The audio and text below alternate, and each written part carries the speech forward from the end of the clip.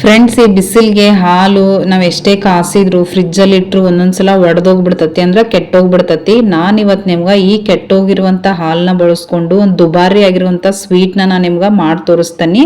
So ವಿಡಿಯೋನ ಎಲ್ಲೂ skip ಮಾಡದೆ ಪೂರ್ತಿಯಾಗಿ ನೋಡಿ. ಮೊದಲಿಗೆ ನಾನಿಲ್ಲಿ ಇದು ಹಾಲು ಕೆಟ್ಟೋಗಿರುವಂಥ ಹಾಲು ಇದನ್ನ ನಾನಿಲ್ಲಿ ಒಂದು ಪಾತ್ರೆಗೆ ಹಾಕ್ಕೊಂಡು ಬಿಸಿ ಮಾಡೋದಕ್ಕೆ ಇಟ್ಕೊಳಕತ್ತೀನಿ.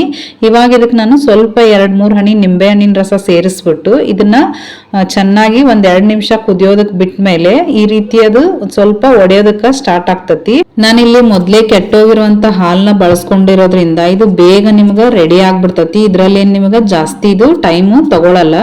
ಇವಾಗ ನಾನು ಒಂದ್ ಕಾಟನ್ ಬಟ್ಟೆಗೆ ನಾವೇನ್ ಇವಾಗ ಹಾಲನ್ನ ಇದು ಮಾಡಿ ಇಟ್ಕೊಂಡಿದ್ವಲ್ಲ ಅದನ್ನ ಹಾಕೊಳಕತ್ತನ್ ನೋಡ್ರಿ. ಹಾಕೊಂಡು ಇವಾಗ ಇದನ್ನ ನಾವ್ ಯಾವ ರೀತಿ ಪನ್ನೀರ್ ಮಾಡ್ಕೋತೇವಲ್ಲ ಅದೇ ರೀತಿನ ನಾವ್ ಇವಾಗ ಮಾಡ್ಕೋಬೇಕು. ನಾನಿಲ್ಲೇ ಇದಕ್ಕೆ ಇವಾಗ ಒಂದ್ ಗಂಟೆ ಹಾಕಿ ಎತ್ತಿಟ್ಕೊಂತಾನೆ ನೋಡ್ರಿ. ಯಾಕಂದ್ರೆ ಅದರಲ್ಲಿರುವಂತ ಹಾಲಿನಂಶ ಮತ್ತು ನೀರಿನಂಶ ಎರಡೂ ಬೇಡ ನಮ್ಗ. ಸೊ ಅದೆಲ್ಲ ಕಂಪ್ಲೀಟ್ ಆಗಿ ಇಳಿಬೇಕು. ಆದ್ರಿಂದ ನಾನಿಲ್ಲೇ ಈ ರೀತಿ ಒಂದ್ ಗಂಟೆ ಹಾಕ್ಬಿಟ್ಟು ಇದನ್ನ ಎತ್ತಿಡಾಕತ್ತನಿ.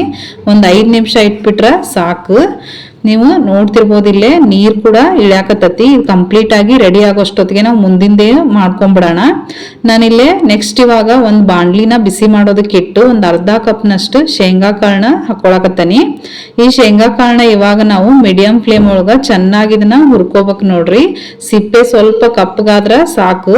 ನೀವಿಲ್ಲೇ ಶೇಂಗಾ ಕಾಳು ಬದ್ಲಿಗೆ ಬೇಕಂದ್ರೆ ಒಂದ್ ಅರ್ಧ ಕಪ್ನಷ್ಟು ಬಾದಾಮಿ ಕೂಡ ನೀವಿಲ್ಲೇ ಬಳಸ್ಕೋಬಹುದು. ನಾನಿಲ್ಲೇ ಈ ರೀತಿಯಾಗಿ ಹುರ್ಕೊಂಡ ನೋಡ್ರಿ. ಜಾಸ್ತಿ ತೀರ ಕಪ್ಪಗೂ ಅಲ್ಲ, ಜಾಸ್ತಿ ಹೊತ್ತೋಗೋ ತರ ಹುರ್ಕೊಳಕ್ ಹೋಗ್ಬೇಡಿ. ಇವಾಗ ಇದು ಕಂಪ್ಲೀಟ್ ಆಗಿ ತಣ್ಣಗಾಗೋದಕ್ಕ ಇಟ್ಟಿದ್ದೆ ನಾನು. ಸೊ ಅದು ತಣ್ಣಗಾದ್ಮೇಲೆ ನಾನಿಲ್ಲಿ ಸಿಪ್ಪೆಯನ್ನು ತೆಗೆದಿಟ್ಕೊಳಕತ್ತಿಲ್ಲ. ಯಾಕಂದ್ರೆ ಸಿಪ್ಪೆ ಒಳಗ ಫೈಬರ್ ಅಂಶ ಇರೋದ್ರಿಂದ ಸಿಪ್ಪೆಯನ್ನು ತೆಗಿಯೋದ್ ಬೇಡ. ಇವಾಗ ನಾನು ಹುರ್ಕೊಂಡಿರುವಂತ ಶೇಂಗಾ ಕಾಳನ್ನ ಒಂದ್ ಮಿಕ್ಸರ್ ಜಾರ್ಗೆ ಹಾಕೊಳಕತ್ತೇನೆ ನೋಡ್ರಿ. ನೆಕ್ಸ್ಟ್ ನಾನು ಇದಕ್ಕ ಉತ್ತತ್ತಿ ಅಂತಾರಲ್ಲ ಒಣದು, ಅದನ್ನ ಇದಕ್ಕ ಸೇರಿಸ್ಕೊಳಕತ್ತನಿ. ಮೊದ್ಲೇ ನಾನಿಲ್ಲಿ ಅದ್ರದ್ದು ಬೀಜ ಎಲ್ಲ ತೆಗೆದು ರೆಡಿ ಮಾಡಿ ಇಟ್ಕೊಂಡಿದ್ದೆ. ನೀವು ಬೇಕಂದ್ರ ಇದು ಒಣದಿಲ್ಲ ಅಂತಂದ್ರ ನೀವು ಹಸಿ ಖರ್ಜೂರ ಕೂಡ ನೀವಿಲ್ಲೇ ಬಳಸ್ಕೋಬಹುದು. ನಾನಿಲ್ಲೇ ಸ್ವಲ್ಪ ಇದು ಟೇಸ್ಟ್ ಚೆನ್ನಾಗಿರ್ತದ ಅಂತ ಹೇಳಿ ಹಾಕೊಳಕತ್ತನಿ. ನಾನಿಲ್ಲೇ ಒಂದ್ 5ರಿಂದ 6 ಅಷ್ಟು ತಗೊಂಡನಿ. ಅದ್ರೊಳಗ ನಾನಿಲ್ಲೇ ಒಂದ್ ಅರ್ಧದಷ್ಟು ಈ ರೀತಿ ಮುರಿದಿಟ್ಕೊಂಡನಿ. ಆಮೇಲೆ ಇನ್ನರ್ಧ ನಾನಿಲ್ಲೇ ಇಟ್ಕೊಳಕತ್ತನಿ. ಯಾಕಂತ ನೆಕ್ಸ್ಟ್ ಹೇಳ್ತಾನೆ ನಿಮ್ಗ. ಇದಕ್ಕ ಇವಾಗ ಸ್ವಲ್ಪ ಚಿಟ್ಕಿಯಷ್ಟು ಉಪ್ಪನ್ನ ನಾನಿಲ್ಲೇ ಸೇರಿಸ್ಕೊಳಕತ್ತನಿ. ಉಪ್ಪನ್ನ ಜಾಸ್ತಿ ಹಾಕೊಳಕ್ ಹೋಗ್ಬೇಡ್ರಿ, ಸ್ವಲ್ಪ ಹಾಕೋರಿ. ಆಮೇಲೆ ನೀರ್ನ ನಾನಿಲ್ಲೇ ಎಷ್ಟ್ ಹಾಕಂತ ನಾನ್ ನಿಮ್ಗ ಸಣ್ಣ ಸ್ಪೂನ್ ಲೆಕ್ಕದೊಳಗ ತೋರಿಸ್ತಾನೆ ನೋಡ್ರಿ. ಯಾಕಂದ್ರೆ ಇದ್ರೊಳಗ ನೀರು ಕೂಡ ಜಾಸ್ತಿ ನಾವು ಹಾಕೋಬಾರ್ದಿಲ್ಲ. ನಾನಿಲ್ಲೇ ಒಟ್ಟ ಒಂದ್ 4 ಟೇಬಲ್ ಸ್ಪೂನ್, ಸಣ್ಣ ಸ್ಪೂನ್ಲೆ 4 ಟೇಬಲ್ ಸ್ಪೂನ್ ಅಷ್ಟು ಸೇರಿಸ್ಕೊಂಡಾನೆ ಅಷ್ಟ. ಇವಾಗ ಇದನ್ನ ನಾನು ಮಿಕ್ಸರ್ಗೆ ಹಾಕೊಂಡು ತಗೊಂಡ್ ಬರ್ತಾನೆ ನೋಡ್ರಿ. ಅದ್ ಯಾವ ರೀತಿ ನಾವು ರುಬ್ಬಿರ್ಬೇಕಂತಂದ್ರ ನಾನು ತೋರಿಸ್ತಾನೆ ನೋಡ್ರಿ. ತೀರಾ ನುಣ್ಣಗನು ಅಲ್ಲ, ಸ್ವಲ್ಪ ಅದು ಇದು ತರಿತರಿಯಾಗಿರ್ಬೇಕು. ನಾವು ನೀರ್ ಕಡಿಮೆ ಹಾಕೋದು ಇದೇ ರೀಸನ್ಗೆ. ನೀರ್ನ ಮಾತ್ರ ಜಾಸ್ತಿ ಹಾಕೊಳಕ್ ಹೋಗ್ಬೇಡಿ. ಈ ರೀತಿ ಇದು ತರಿತರಿಯಾಗಿ ಇರ್ಬೇಕು. ಆದ್ರಿಂದ ಇವಾಗ ಇದನ್ನ ನಾನು ಒಂದ್ ಬಟ್ಲಕ್ಕೆ ಎತ್ತಿ ಇಟ್ಕೊಂಡನ್ ನೋಡ್ರಿ. ನೆಕ್ಸ್ಟ್ ನಾನಿಲ್ಲೇ ಈ ರೀತಿ ಫುಡ್ ಕಂಟೈನರ್ ಇರ್ತತಲ್ಲ, ಮನೇಲಿ ಪಾರ್ಸಲ್ ತಂದಿರುವಂತ ಕಂಟೈನರ್ ಇದ್ರೆ ನೀವು ಅದನ್ನ ಕೂಡ ಇಲ್ಲೇ ಬಳಸ್ಕೋಬಹುದು. ನಾನಿವಾಗ ಆ ಕಂಟೈನರ್ಗೆ ಸ್ವಲ್ಪ ತುಪ್ಪನ ಇಲ್ಲೇ ಸೇರಿಸ್ಕೊಂಡ್ಬಿಟ್ಟು ಒಂದ್ ಬ್ರಷ್ ನ ಸಹಾಯದಿಂದ ಅದನ್ನ ಎಲ್ಲಾ ಕಡೆ ಸ್ಪ್ರೆಡ್ ಮಾಡ್ಕೊಂತಾನೆ ನೋಡ್ರಿ. ಈ ರೀತಿ ಈಕ್ವಲ್ ಆಗಿ ಎಲ್ಲಾ ಕಡೆ ಹಚ್ಕೊಂಡು ಇದನ್ನ ರೆಡಿ ಮಾಡಿ ಇಟ್ಕೊಂಡನ್ ನಾನಿಲ್ಲೇ. ನೆಕ್ಸ್ಟ್ ನಾನಿವಾಗ ನಾವೇನು ಮಿಕ್ಸರ್ಗೆ ಹಾಕಿ ಇಟ್ಕೊಂಡಿದ್ವಲ್ಲ ಶೇಂಗಾದ ಪುಡಿ, ಅದನ್ನ ಇದಕ್ಕ ಹಾಕೊಳಕತ್ತನಿ. ಈ ರೀತಿ ಎಲ್ಲಾನು ಹಾಕೊಂಡ್ಬಿಡಾನ ಇದಕ್ಕ. ಇವಾಗ ಇದನ್ನ ಸಮವಾಗಿ ಅದು ಎಲ್ಲಾ ಕಡೆ ಸ್ಪ್ರೆಡ್ ಆಗ್ಬೇಕು. ಆ ರೀತಿ ನೀವು ಟ್ಯಾಪ್ ಮಾಡ್ಕೊಂಡು ಅಡ್ಜಸ್ಟ್ ಮಾಡ್ಕೊಂಡು ನೆಕ್ಸ್ಟ್ ಇವಾಗ ನಾನು ಟೀ ಕುಡಿಯುವಂತ ಲೋಟ ಇರುತ್ತಲ್ಲ ಅದ್ರಲ್ಲೇ ನಾನು ವಿಡಿಯೋದೊಳಗೆ ತೋರ್ಸಾತನಲ್ಲ ಆ ರೀತಿ ನೀವು ಲಾಂಗ್ ಪ್ರೆಸ್ ಮಾಡ್ಕೊಂತ ಅದನ್ನ ಸೆಟ್ ಮಾಡ್ಕೊಳಕ ಮಾಡ್ಬೇಕಾಕತ್. ನಾವು ಈ ರೀತಿ ನಾವು ಸೆಟ್ ಮಾಡ್ಬೇಕು ನೋಡ್ರಿ ಸಮನಾಗಿ. ಸೊ ಇವಾಗ ಇದು ರೆಡಿ ಆಗೈತಿ. ನೀವು ನೋಡ್ತಿರ್ಬೋದು ನಾನು ಕರೆಕ್ಟ್ ಆಗಿ ಅದನ್ನ ಪ್ರೆಸ್ ಮಾಡಿ ಸೆಟ್ ಮಾಡೇನಿ.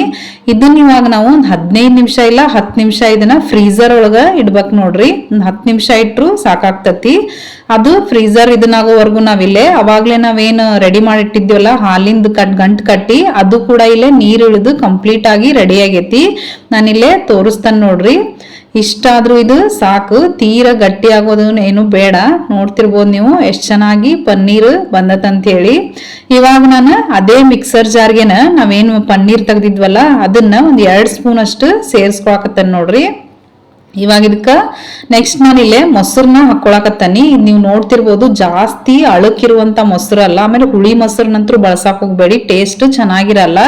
ಇದು ಸ್ವಲ್ಪ ದಪ್ಪಿರುವಂತ ಮೊಸರನ್ನ ನಾನಿಲ್ಲೇ 2 ಸ್ಪೂನ್ ಅಷ್ಟು ಸೇರಿಸ್ಕೊಳಕತ್ತನ್ ನೋಡ್ರಿ. ಹಂಗ ಕರ್ಡ್ ಅಂತಾರಲ್ಲ, ನೀವು ಬೇಕಂದ್ರ ಇದನ್ನ ನೀವು ಸೋಸಿ ಕೂಡ ಬಳಸ್ಕೋಬಹುದಿಲ್ಲ. ನಾನಿವಾಗ ಅವಾಗ್ಲೇನು ಉತ್ತತ್ತಿ ಇನ್ನರ್ಧ ಇಟ್ಟಿದ್ನಲ್ಲ ಅದನ್ನ ಇವಾಗ ಹಾಕೊಳಕತ್ತ ನೋಡ್ರಿ. ಸೇಮ್ ಅದೇ ರೀತಿ ಸ್ವಲ್ಪ ಮುರಿದು ಸೇರ್ಸ್ಕೊಂಡ್ಬಿಡ್ರಿ. ನೀವು ಬೇಕಂದ್ರೆ ಇದು ಉತ್ತತ್ತಿ ಇಲ್ಲ ಅಂತಂದ್ರ ಬೇರೆ ಯಾವ್ದಾದ್ರು ಡ್ರೈ ಫ್ರೂಟ್ಸ್ ಇದ್ರ ನೀವು ಅದನ್ನು ಕೂಡ ಇಲ್ಲೇ ಇನ್ಕ್ಲೂಡ್ ಮಾಡ್ಕೋಬಹುದು. ಟೇಸ್ಟ್ ಚೆನ್ನಾಗಿರ್ತತಿ. ನೆಕ್ಸ್ಟ್ ನಾನು ಇವಾಗ ಒಂದು 10 ಬಾದಾಮಿನ ಇಲ್ಲೇ ಸಣ್ಣದಾಗಿ ಕಟ್ ಮಾಡ್ಕೊಂಡ್ಬಿಟ್ಟು ಅದನ್ನು ಕೂಡ ಇಲ್ಲೇ ಸೇರಿಸ್ಕೊಳಕತ್ತನಿ. ಆಮೇಲೆ ಇದು ಮಾವಿನ ಹಣ್ಣಿನ ಸೀಸನ್ ಆಗಿರೋದ್ರಿಂದ ನಾನಿಲ್ಲೇ ಒಂದು ಅರ್ಧ ಹೋಳಷ್ಟು ಮಾವಿನ ಹಣ್ಣನ್ನ ಇದಕ್ಕ ಸೇರಿಸ್ಕೊಂತಾನೆ ನೋಡ್ರಿ. ಇದು ಮಾವಿನ ಹಣ್ಣು ಹಾಕೋದ್ರಿಂದ ಟೇಸ್ಟ್ ತುಂಬಾ ಚೆನ್ನಾಗಿರ್ತತಿ. ಇವಾಗ ಸೀಸನ್ ಅದೇ ಇರೋದ್ರಿಂದ ನೀವು ಬಳಸ್ಕೋಬಹುದು. ನಾನಿಲ್ಲೇ ಒಂದ್ ಅರ್ಧ ಅಷ್ಟು ತಗೊಂಡನಿ. ಆದಷ್ಟು ಹುಳಿ ಮಾವಿನ ಹಣ್ಣನ್ನ ಬಳಸಾಕ್ ಹೋಗ್ಬೇಡಿ, ಸಿಹಿಯಾಗಿರೋದನ್ನ ಬಳಸ್ಕೋರಿ. ನೆಕ್ಸ್ಟ್ ನಾನು ಇವಾಗ ಒಂದ್ 1/4 ಕಪ್ನಷ್ಟು ಬೆಲ್ಲದ ಪುಡಿನ ಇದಕ್ಕ ಸೇರಿಸ್ಕೊಂಡನಿ. ಆಮೇಲೆ 1/4 ಹೋಳಷ್ಟು ನಿಂಬೆ ರಸನ ಸೇರಿಸ್ಕೊಳಕತ್ತಾನ ನೋಡ್ರಿ. ಒಂದ್ 5 ರಿಂದ 6 ಹನಿ ಅಂತ ಹೇಳ್ಬೋದು. ಇವಾಗ ಇದಕ್ಕ ಏನು ನೀರ್ ಸಹ ಹಾಕ್ಲಂಗ ನಾವ್ ಇದನ್ನ ರುಬ್ಕೊಂಡ್ಬರ್ಬೇಕು. ನೀರ್ ಮಾತ್ರ ಹಾಕಕ್ ಹೋಗ್ಬೇಡಿ. ನೀವು ನೋಡ್ತಿರ್ಬೋದಿಲ್ಲ ಇಷ್ಟು ತಿಕ್ಕಾಗಿರ್ಬೇಕು ಇದು. ನಾವು ನೀರ್ ಹಾಕೋದು ಅದಕ್ಕ ಬೇಡ ಅಂತ ಹೇಳುದು. ಜಾಸ್ತಿ ತೆಳುವಾಗಿರ್ಬಾರ್ದು ಇದು. ನಾವು ಪನ್ನೀರಲ್ಲೇ ಇದನ್ನ ರುಬ್ಬೋದ್ರಿಂದ ಅದರಲ್ಲಿರುವಂತ ಹಾಲಿನ ಅಂಶನ ಸಾಕಾಗ್ತತಿ. ಸೊ ಇವಾಗ ಇದು ರೆಡಿ ಆಯ್ತು ನೋಡ್ರಿ. ನೆಕ್ಸ್ಟ್ ನಾನು ಅವಾಗ್ಲೇನು ಫ್ರೀಸರ್ ಒಳಗೆ ಒಂದು 10 ನಿಮಿಷ ಇಟ್ಟಿದ್ನಲ್ಲ ಅದೇ ಕಂಟೈನರ್ನ ಇವಾಗ ತಗೊಂಡ್ ಬಂದು ಅದ್ರ ಮೇಲ್ಗಡೆ ಈ ಲೇಯರ್ನ ನಾನಿಲ್ಲೇ ಹಾಕೊಳಕತ್ತೇನೆ ನೋಡ್ರಿ. ನಾವೇನ್ ಮ್ಯಾಂಗೋದ್ ರುಬ್ಬಿಟ್ಟಿದ್ವಲ್ಲ ಅದನ್ನ ಹಾಕೊಂಡ್ಬಿಟ್ಟು ಅದು ಚೆನ್ನಾಗಿ ಸೆಟ್ ಆಗ್ಬೇಕು. ನಾನು ವಿಡಿಯೋದೊಳಗೆ ತೋರ್ಸೋ ರೀತಿ ಒಂದ್ 2-3 ಸತ ಟ್ಯಾಪ್ ಮಾಡಿ ಸಮ ಮಾಡ್ಕೊಂಡ್ಬಿಡ್ರಿ. ಸೊ ಇದನ್ನು ಇವಾಗ ನಾನು 3 ರಿಂದ 4 ತಾಸು ಇದನ್ನ ಫ್ರೀಸರ್ ಒಳಗ ಇಟ್ಬಿಡ್ತಾನೆ. ನೆಕ್ಸ್ಟ್ ನಾನು ಇಲ್ಲೇ ನಿಮ್ಗ 3 ತಾಸು ಆದ್ಮೇಲೆ ತೋರ್ಸಾತನ್ ನೋಡ್ರಿ. ಇದು ಕಂಪ್ಲೀಟ್ ಆಗಿ ಗಟ್ಟಿಯಾಗೈತಿ. ಇವಾಗ ಇದನ್ನ ಪಕ್ಕಕ್ಕೆ ಇಟ್ಬಿಟ್ಟು ನಾನಿಲ್ಲೇ ಇನ್ನರ್ಧ ಮಾವಿನ ಹಣ್ಣನ್ನ ನಾನಿಲ್ಲೇ ಒಂದ್ ಜಾರ್ಗೆ ಹಾಕೊಂಡನ್ ನೋಡ್ರಿ. ಇದನ್ನ ಇವಾಗ ಏನು ನೀರ್ ಹಾಕ್ಲಂಗ ಇದನ್ನ ನುಣ್ಣಗ ರುಬ್ಕೊಂಡ್ಬರ್ಬೇಕು. ಇವಾಗ ಈ ಮಿಕ್ಸರ್ಗೆ ಹಾಕಿರುವಂತ ಮಾವಿನ ಹಣ್ಣಿನ ಪ್ಯೂರಿನ ನಾನಿಲ್ಲೇ ಒಂದ್ ಬಟ್ಲಕ್ಕ ತೆಗೆದಿಟ್ಕೊಂಡನ್ ನೋಡ್ರಿ. ನೆಕ್ಸ್ಟ್ ನಾವೇನ್ ಅವಾಗ್ಲೇ ಫ್ರೀಸರ್ ಇಂದ ತೆಗ್ದಿದ್ವಲ್ಲ ಅದನ್ನ ಇವಾಗ ಒಂದ್ ಪ್ಲೇಟ್ಗೆ ಹಾಕೊಂಡ್ಬಿಡೋಣ. ನಾನಿಲ್ಲಿ ಹಳೆ ಕೇಕಿಂದ ರಟ್ಟು ಬರುತ್ತಲ್ಲ ಅದನ್ನ ಇಲ್ಲೇ ಬಳಸ್ಕೊಂಡನಿ. ಆಮೇಲೆ ಇದು ಪ್ಲಾಸ್ಟಿಕ್ ಕಂಟೈನರ್ ಆಗಿರೋದ್ರಿಂದ ಸ್ವಲ್ಪ ನೀವು ಕೈಲಿನ ಸಡ್ಲಾ ಮಾಡ್ಕೊಂಡ್ಬಿಟ್ಟು ಈ ರೀತಿ ಡಬ್ಬ ಇಟ್ಬಿಟ್ಟು ಇದನ್ನ ಒಂದ್ 2-3 ಸತ ಟ್ಯಾಪ್ ಮಾಡಿದ್ರೆ ಸಾಕು. ತುಂಬಾ ಸುಲಭವಾಗಿ ಬಿಟ್ಕೊಂತತ್ ನೋಡ್ರಿ. ನೀವು ನೋಡ್ತಿರ್ಬೋದು ಇಲ್ಲಿ ಎಷ್ಟ್ ಚೆನ್ನಾಗಿ ಸೆಟ್ ಆಗೈತೆ ಅಂತ ಹೇಳಿ. ನೀವು 3 ತಾಸು ಇಟ್ರು ಸಾಕಾಗ್ತತಿ.